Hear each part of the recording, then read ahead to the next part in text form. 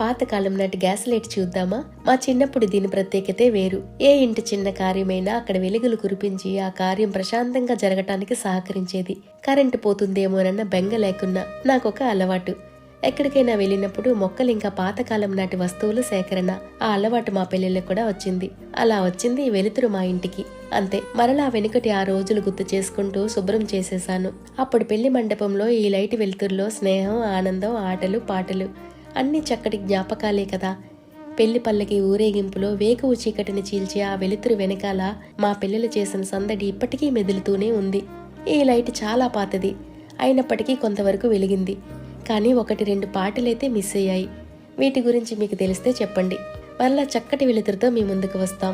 చిన్న మాట, ఇప్పుడు ఎన్ని కరెంట్ లైట్స్ ఇంకా ఎల్ఈడి సెట్టింగ్స్ ఉన్నప్పటికీ పాత రోజుల్లో వెలిగించిన ఈ కెరోసిన్ వెలుగు మన హృదయాల్లో చక్కటి మధుర జ్ఞాపకమే కదా.